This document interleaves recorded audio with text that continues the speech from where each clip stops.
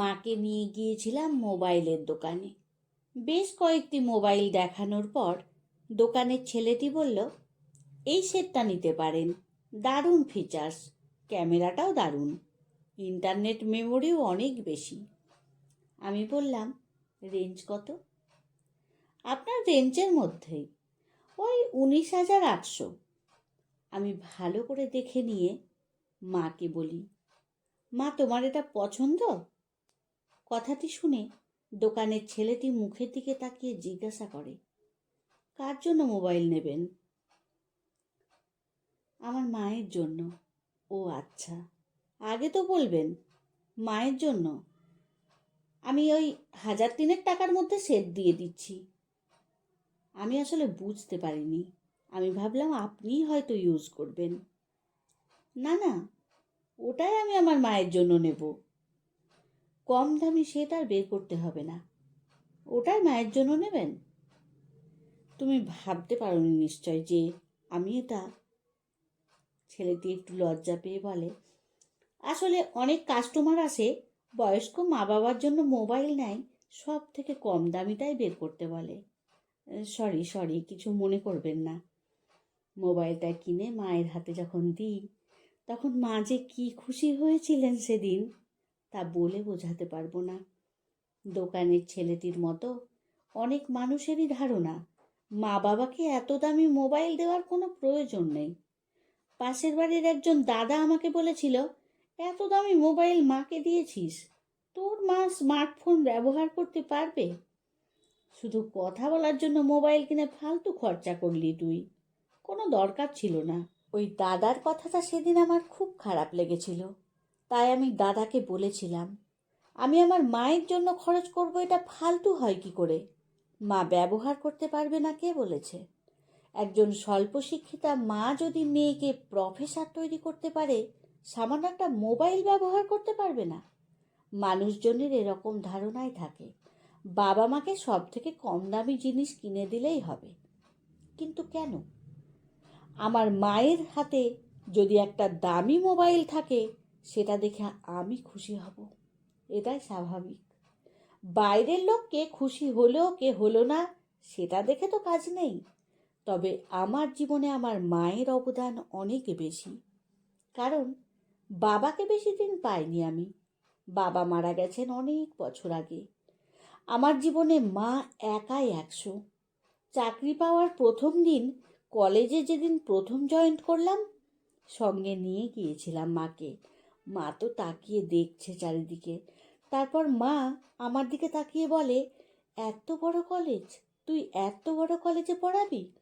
আমি তো ভাবতেই পারছি না যে আমার মেয়ে কলেজে পড়ায়। কলেজে সেদিন আমার মাকে দেখে অনেকেই বলেছিল, ম্যামের মা।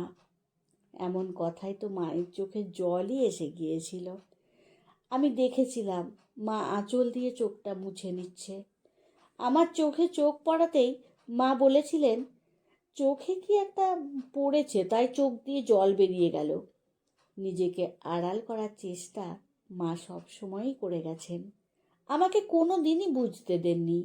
অফিস থেকে বেরিয়ে যখন মেন রাস্তায় এলাম, তখন বারবার পিছন ফিরে কলেজটা দেখছিলেন। তারপর নিজের মনেই মা বলছিলেন, আজ যদি তোর বাবা বেঁচে থাকতেন, তাহলে এমন আনন্দটা তোর বাবার সাথে ভাগ করে নিতে পারতাম।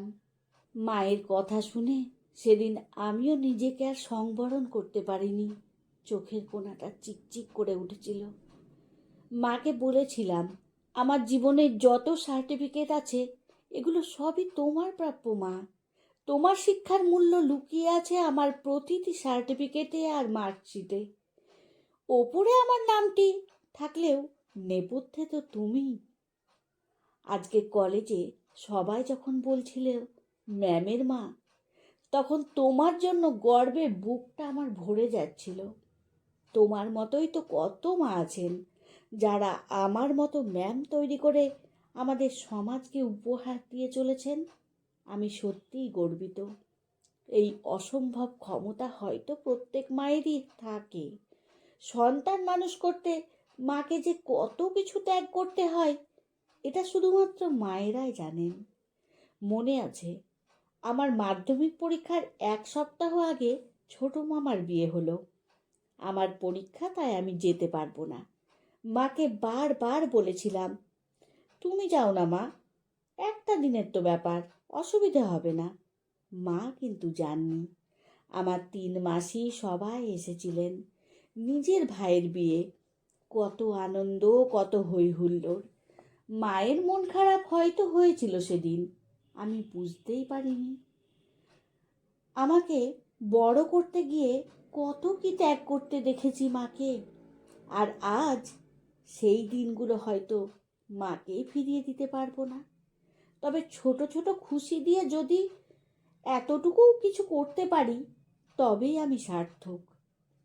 কলেজে চাকরি পাওয়ার পর প্রথম দুর্গাপুজো মাকে বললাম, মা, পুজোতে কি নেবে বলো? মা হেসে বললেন, আমার চাওয়ার কিছু নেই।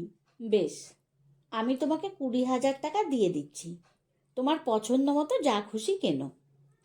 মা একটু ভেবে বলেন, শোন মা, একটা শূন্য কেটে যেটা হয় সেটাই আমাকে দিস, আর বাকি টাকাটা আমার পাশে গরিব মানুষের জন্য কিছু কিনতে চাই।